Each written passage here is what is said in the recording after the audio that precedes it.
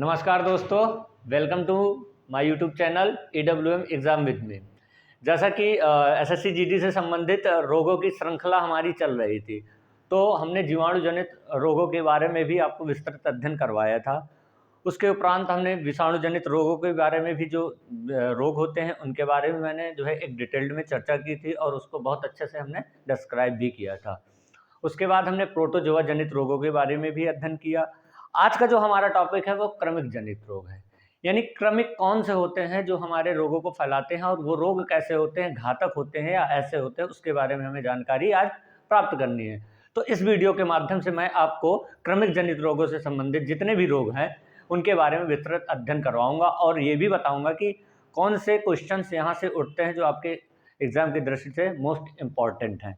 तो आइए दोस्तों, हम बिना समय को गंवाए हुए अपने क्लास को स्टार्ट करते हैं। जैसा कि आप स्क्रीन पर देख रहे होंगे कि क्रमिक जनित रोग, यानी आपने देखा होगा कि ये होता क्या है। ये फलेरिया, आपने देखा होगा फलेरिया यानी जो है सामान्य मानव को देखा होगा कि उसका एक अंग क्या होता है, बहुत मोटा टाइप का होता है या उसमें ज़्यादा मांस जो है लद जाता है या इकट्ठा हो जाता है, एकत्रित हो जाता है। तो उसको हमें जो है सामान्य तौर पर नहीं लेना है, क्योंकि वह क्या है, एक रोग है, उसको हमें अनदेखा नहीं करना है। वह रोग कैसा होता है, देखिए फलेरिया जो रोग फैलाता है उसका जो कारक है वह एक मच्छर होता है, क्यूलेक्स मच्छर। क्यूलेक्स यानी ये मच्छर की क्या होती है, एक प्रजाति होती है। क्यूलेक्स जो मच्छर होता है वह सर्वप्रथम गंदे पानी में क्या करता है, अपना जनन करता है, अंडे देता है और वहीं से क्या करता है, डिजीज को फैलाने का काम करता है। तो डिजीज को फैलाने का काम कौन करता है, क्यूलेक्स मच्छर। लेकिन इसका जो कारक है वो, उसका जो नाम है वोचेरिया ब्रैकोफिटाई। क्या नाम है, वोचेरिया ब्रैकोफिटाई। यह जो है हमारे फलेरिया रोग को फैलाने का काम करता है। अच्छा, इससे जो प्रभावित अंग होता है, यानी किस पर ये अटैक करेगा, तो जो ये अटैक करता है वो लिम्फ ग्रंथियां। लिम्फ जो ग्रंथियां हैं हमारी, वहां पर क्या करता है, ये इन्फेक्शन फैलाता है और इन्फेक्शन फैलाने के बाद क्या करता है, फलेरिया का जो रोगाणु है उसको उत्पन्न कर देता है। इसकी अगर लक्षण की अगर हम बात करें तो लक्षण में इसमें कुछ ज़्यादा खास लक्षण नहीं दिखाई देते हैं, लेकिन इसमें होता क्या है कि थोड़ा सा हमें आंत में हमारे जो है प्रॉब्लम हो जाती है। क्या है, आंत आपने देखा होगा जो हमारे अमाशय के नीचे जो है स्थित छोटी आंत होती है, एक लार्ज इंटेस्टाइन और एक होती है आपकी स्मॉल इंटेस्टाइन। ये दो प्रकार की हमारी आंत होती हैं। तो वे क्या करता है, जो है वहां पर एक क्यूलेक्स मच्छर जनन करेगा गंदे पानी में। जब जनन करेगा तो वहां पर अंडे उत्पन्न करेगा। वो अंडे क्या करते हैं, वो अंडे हमारे बॉडी में यानी ब्लड के थ्रू पूरे बॉडी में फैल जाते हैं। तो इसमें क्या होता है कि कुछ हमारी ग्रंथियां जो है बहुत ज़्यादा फैल जाती हैं। उसके कारण क्या होता है, बहुत सारा मांस इकट्ठा करने लगती है। बहुत सारा मांस इकट्ठा करने का मतलब है जो आपके सूचक अंग होते हैं, खासतौर से अगर वृषण, खासतौर से वृषण क्या है, अगर ये अंग सूचक यानी मोटे हो जाते हैं तो इसमें होता क्या है कि जब ये मोटे हो जाएंगे तो इनको एक और नाम दिया गया है फलेरिया का। आपने देखा होगा, दूसरे नाम से जानते हैं इसका, फील पाँव। क्या है, फील पाँव। फील पाँव या इसे हम हाथी पाँव भी कहते हैं, हाथी पाँव। फलेरिया को हम किन किन नामों से जानते हैं, एक हमारा है फील पाँव, दूसरा है हमारा हाथी पाँव। ये दोनों नाम किस लिए जानते हैं, क्योंकि क्या होता है कि जब ये हमारे अंग पर अटैक होता है और अंग हमारा जो है ज़्यादा विकसित हो जाता है, खासतौर से वृषण वगैरह या पाँव, तो उसकी जो मांसपेशियां होती हैं वो ज़्यादा क्या करती हैं, डिवीज़न करती हैं। डिवीज़न करने के बाद वो ज़्यादा जो है मांस को बनाती हैं, यानी एकत्रित कर लेती हैं। तो आपने देखा होगा कि किसी व्यक्ति का एक पैर इतना मोटा हो जाता है, इतना भारी हो जाता है, और एक पैर क्या होता है, बिल्कुल अपने सामान्य तौर पर होता है। तो वह क्या है, फलेरिया के कारण ही होता है। इसमें अगर उपचार की अगर हम बात करें तो उपचार तो सबसे पहले हमें क्या है, क्यूलेक्स जो मच्छर की प्रजाति है उसको हमें क्या करना है, मार देना है। क्यूलेक्स जो हमारी प्रजाति है मच्छर की, उसको क्या करना है, हमें खत्म कर देना है। क्योंकि ये रोग फैलाता कौन है, मच्छर। मच्छर जब आपके अंग पर अटैक करेगा, ब्लड को चूसेगा, उसके बाद क्या करता है, ये अपना जो विषैला पदार्थ होता है वो धीरे से पूरे जो है ब्लड के थ्रू बॉडी पे फैल जाता है। और जब बॉडी पे फैलेगा तो उसकी क्या है, मांसपेशियों को जो है डिवीजन करने पे मजबूर कर देता है। जब डिवीज़न करेंगी मांसपेशियां तो जाहिर सी बात है कि उस अंग का ज़्यादा विकास हो जाएगा। और जब किसी एक अंग का विकास होता है तो वो बॉडी कैसी हो जाती है, वो सामान्य तौर पर नहीं होती है। इसका मतलब होता है कि वह रोग हमारे शरीर में आ चुका है। ये कभी कभी घातक भी हो जाता है, अगर इसे समय से ध्यान ना दिया जाए तो ये क्या है, घातक हो जाता है। लेकिन होता क्या है, अटैक कहाँ पर करता है, ये लिम्फ ग्रंथियों में। आप देख रहे हैं लिम्फ ग्रंथियां जो हमारी होती हैं वहां पर ये प्रभाव ज्यादा डालता है। और इसके अगर उपचार की बात करें तो हमने बताया कि इसका जो गंदे पानी में जो क्यूलेक्स मच्छर की प्रजाति है, क्यूलेक्स, ये इसको हमें क्या करना है, नष्ट कर देना है। यानी वहां पर गंदा पानी एकत्रित होने से हमें बचना चाहिए। और इसकी अगर रासायनिक डॉक्टरी चिकित्सा की अगर बात करें तो क्या है, हेट्रोजन MSE की टेबलेट हमें लेनी है। हेट्रोजन और MSE की टेबलेट हमें निरंतर लेनी है, जिससे हमारा क्या है, फाइलेरिया रोग से हम बच सकते हैं। ये क्या है, एक प्रोटोजोआ जनित रोग हो जाता है, सॉरी प्रोटोजोआ ही होता है, वुचेरिया बैक्टीरोफाइटाई प्रोटोजोआ। लेकिन ये प्रोटोजोआ होने का कारण यह नहीं है कि ये प्रोटोजोआ जनित रोग है, ये एक प्रोटोजोआ जो है श्रेणी में इसको रखा गया है, वुचेरिया बैक्टीरोफाइटाई को। तो प्रोटोजोआ, ये प्रोटोजोआ के कारण जो है ये रोग हमारा उत्पन्न हो जाता है। आइए हम नेक्स्ट देखते हैं कि कौन संक्रमण जनित रोग होता है। नेक्स्ट जो हमारा क्रमिक जनित रोग है वो एस्कैरियोसिस है। क्या है, एस्कैरियोसिस। इसका जो कारक होता है वो एस्कैरिस लुम्ब्रिकाइटिस। क्या होता है, एस्कैरिस लुम्ब्रिकाइटिस। ये विशेष तौर पर अगर इसके प्रारंभिक लक्षण की अगर हम बात करें तो क्या होता है कि आपको थोड़ा सा फीवर आएगा, थोड़ा फीवर आपको आएगा और फीवर के साथ साथ खांसी भी आने लगती है। क्या आने लगती है, फीवर के साथ साथ खांसी भी आने लगती है। और जब खांसी आएगी तो आपको क्या करता है, इस्नोफीलिया। इस्नोफीलिया आपने देखा ही होगा,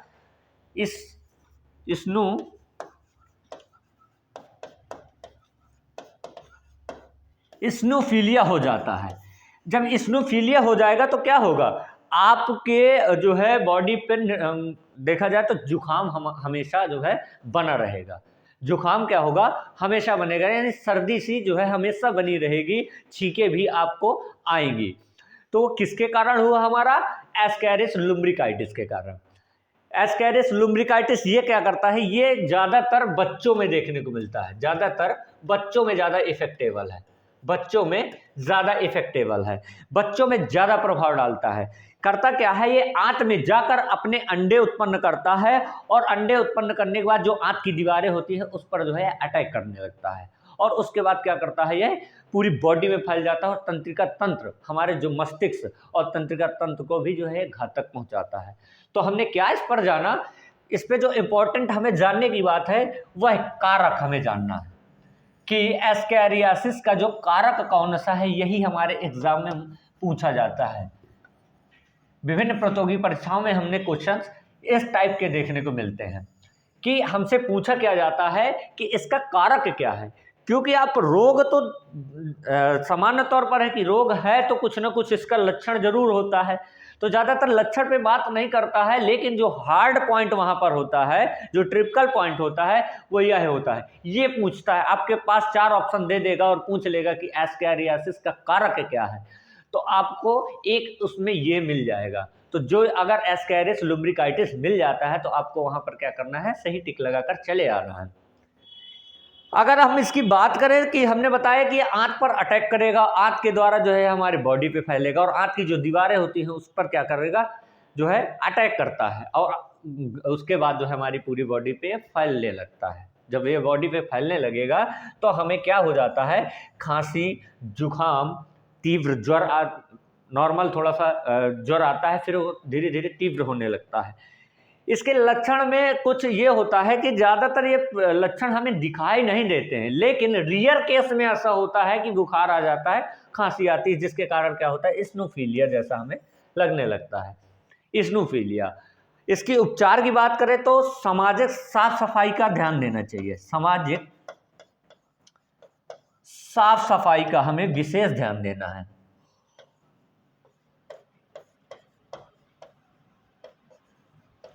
सामाजिक साफ सफाई हमें बहुत बेहद ज़रूरी होता है, क्योंकि गंदगी से ही हमारे रोग क्या है उत्पन्न होते हैं। ताज़ा भोजन खाइए और ठहरा हुआ भोजन का सेवन मत करें। बाहर की चीज़ों को जो है ज़्यादा ना खाएं, क्योंकि बाहर क्या होती हैं, विभिन्न प्रकार की मक्खियाँ होती हैं, खुले रहता है और उस पे क्या करता है वो जो है अपना विषैला पदार्थ छोड़ता है। वही जब हम खाते हैं तो वो क्या होता है, भोजन के माध्यम से हमारे आमाशय में जाएगा, आमाशय के बाद आंत में जाता है। जब इसका पाचन होने लगता है तो वो पदार्थ क्या होता है, विषैला पदार्थ पूरी बॉडी में है वो क्या है ब्लड के थ्रू हमारे फैल जाता है। उसके कारण हमें क्या होता है, एस्कैरियासिस रोग हो जाता है। ये एस्कैरियासिस अगर देखा जाए तो ये होता क्या है, जो एस्कैरियासिस हमारा होता है वह एक निमेटोड होता है। क्या होता है, निमेटोड, सूत्रकृमि यानी निमेटोड। निमेटोड के कारण ही ये जो है हमारा एस्कैरिस लुम्ब्रिकाइटिस कारक बन जाता है। तो हमने इस पर जाना क्या क्या, हमने जाना कि इसका जो कारक है वो क्या है। ये बच्चों में ज़्यादा आता है। अगर प्रभावी अंग की बात करें तो आंत है इसका प्रभावी अंग। क्या है प्रभावी अंग, क्या है आंत। आंत पे ज़्यादा प्रभाव डालता है, आंत से ही अटैक करता है। उसके बाद अगर उपचार की बात करें तो सामाजिक साफ सफाई ये तो बेहद ज़रूरी है, तो नॉर्मल सी बातें हैं। लेकिन इसके अगर मेडिसिन की बात करें तो मेवेंडाजोल एक आपकी टेबलेट आती है जो आपके मार्केट में जो मेडिकल स्टोर है वहाँ पर उपलब्ध है। मेवेंडाजोल या पायराजीन, क्या है पाइपराजीन फास्फेट नामक एक टेबलेट आती है। उसको अगर हम से जो है निरंतर लेते हैं तो क्या है, हम एस्कैरियासिस रोग से बच सकते हैं। ये ज़्यादातर बच्चों में देखने को मिलता है, ज़्यादातर बच्चों में देखने को मिलता है। तो हमने क्या जाना कि जो एस्कैरियासिस है उसका कारक क्या है, ये कहाँ पर अटैक करता है, कैसे हमारे बॉडी को क्षति पहुंचाता है, कौन सा अंग प्रभावी होता है और इसके लिए क्या क्या हमारे उपचार हुए हैं, इस सब के बारे में हमने जानकारियाँ प्राप्त कर ली हैं। तो कोई दोस्त अगर स्क्रीनशॉट लेना चाहे तो आप ले सकते हैं। और जो हमने बोला वो आप क्या किया करिए, हमारी वीडियो में एक कॉपी और एक पेन ये लेकर बैठना है और जितना हम उस पर बताते जाते हैं उसको आपको नोट्स करते जाना है, की पॉइंट के रूप में नोट्स करना है और समझना है।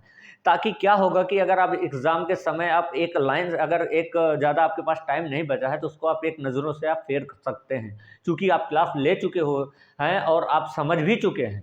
उसके बाद आपको क्या होता है, एक नज़रों से मेन पॉइंट की ज़रूरत होती है, जो मेन पॉइंट हम निकाल देते हैं। हम पूरे उसको जो है मेन पॉइंट आपके स्लाइड बना लेते हैं, उस पे आपको हम जो है बता देते हैं और जो उसके अंदर की चीज़ें हैं वो हम जो है लेक्चर मेथड के थ्रू आप तक पहुंचाते हैं। तो आप इसका स्क्रीनशॉट कर सकते हैं। फिर नेक्स्ट रोग के बारे में हम जानते हैं कि ये नेक्स्ट रोग होता क्या है।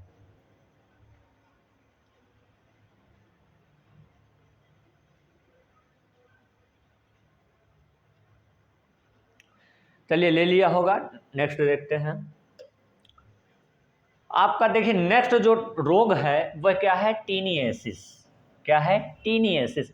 सबसे इसमें खास बात दोस्तों यह है कि जैसा इसका नाम है वैसे ही उसके कारक हो जाते हैं। इसका मतलब क्या है कि आपको ज़्यादा जो है रटने पर बल नहीं देना है, आपको केवल समझ के चलना है। आप देख रहे होंगे टीनियासिस, तो इसका जो कारक है वह टीनिया सोलियम। क्या है, टीनिया सोलियम। टीनियासिस से बना आपका टीनिया और सोलियम। सोलियम आपका बन गया है। ये क्या है, परजीवी है। क्या है, परजीवी।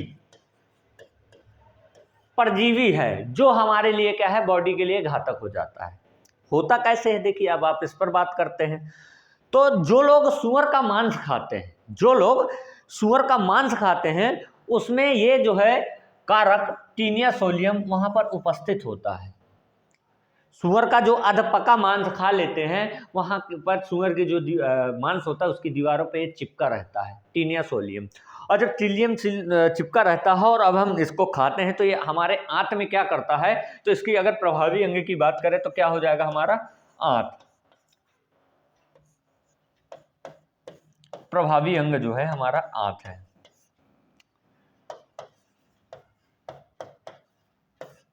प्रभावी अंग है हमारा आंत। तो जब हम सुअर के अधपके मांस को अगर खा लेंगे तो खाने के बाद क्या होगा, वो डाइजेस्ट तो होगा ही होगा। जब ये हमारे जो है स्टोमच के थ्रू जब आंत में पहुंचता है तो क्या करता है, इसका जो अंडे उत्पन्न करने लगता है। क्या करता है, अंडे उत्पन्न करने लगता है। जब अंडे उत्पन्न करेगा और उसको हम खाएंगे और उसके बाद जब हमारा जो है जो डाइजेस्ट नहीं हो पाया है वो मल के थ्रू बाहर निकालेंगे। किसके थ्रू, मल के द्वारा हम जो है शरीर से जब बाहर निकालते हैं तो उस पे इसके अंडे जो है उत्पन्न होते हैं। फिर उसके बाद जो भाई अंडे होते हैं तो इसके कारण क्या हो जाता है, हमारा टीनियासिस रोग हो जाता है। टीनियासिस, सुअर का जो मांस है, अधपका मांस, सुअर का अधपका मांस यानी पूरा पका नहीं,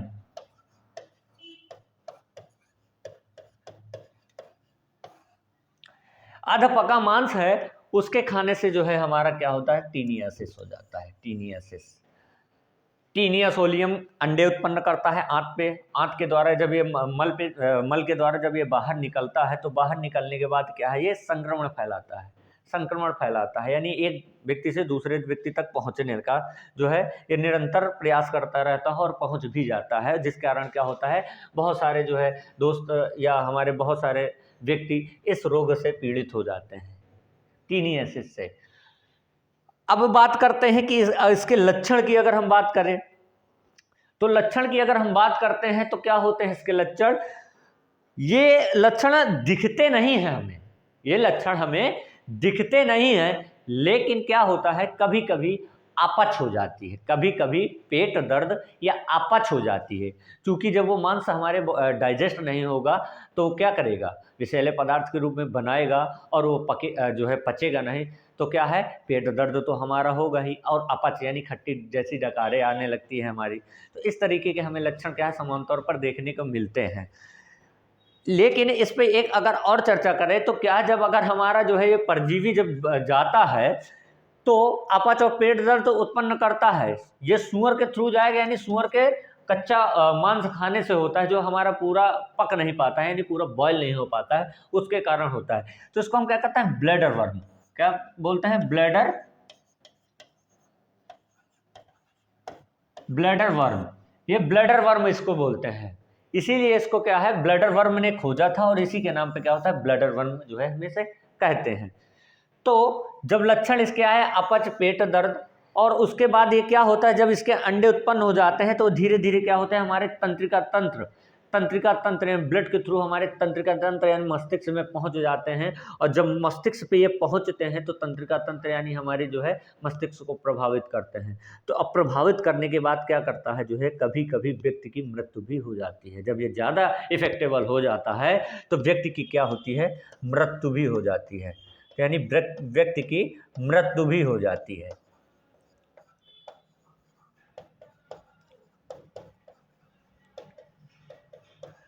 व्यक्ति की मृत्यु भी हो जाती है। इसलिए इस रोग को भी हमें जो है सामान्य तौर पर नहीं लेना है।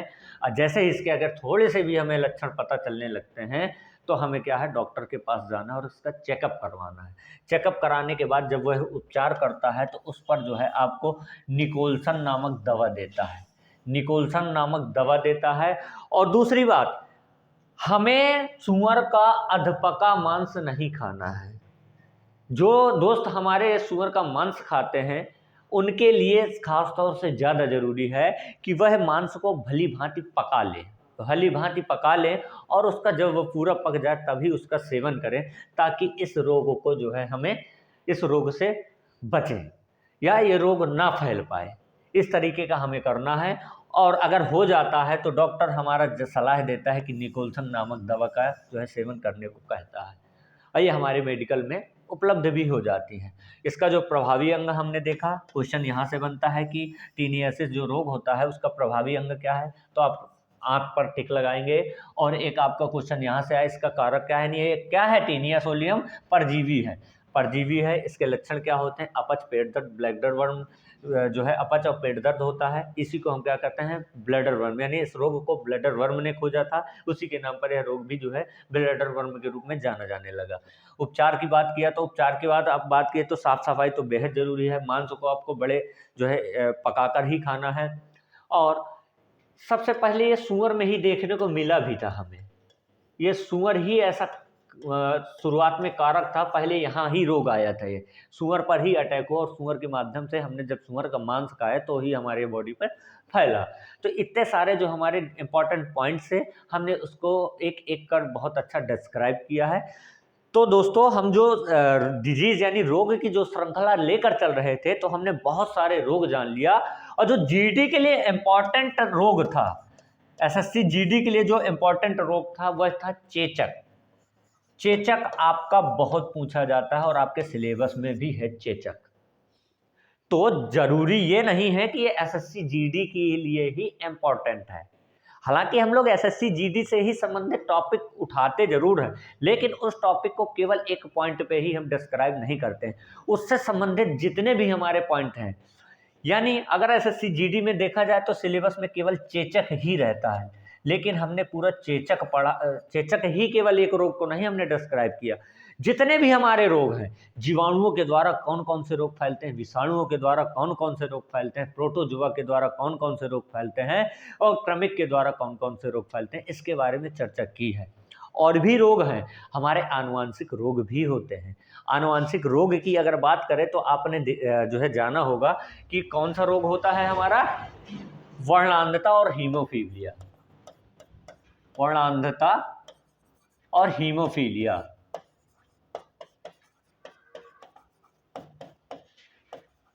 ये भी हमारे क्या हैं, आनुवांशिक जनित रोग हैं। ये अनुवांशिक यानी एक पीढ़ी से दूसरी पीढ़ी तक ये जो है पहुंच जाते हैं, आनुवांशिक लक्षण होते हैं। तो ये हम जो नेक्स्ट हमारी क्लास होगी वो क्या होगी, आनुवांशिक जनित रोग, यानी आनुवांशिक के कारण कौन कौन से रोग होते हैं, इसके बारे में हम आपको पूरा विस्तृत अध्ययन करवाएंगे। किसी दोस्तों को अगर इसका जो है नोट्स चाहिए हो तो वो हमारे जो है हमारे Instagram channel exam with me में जो है जाकर मैसेज कर सकता है, हम उसे वहाँ पर पीडीएफ उपलब्ध करवा देंगे। तो आइए दोस्तों, हमने इतना जाना, अब इसके बाद हम अपनी क्लास का जो है एंड करते हैं।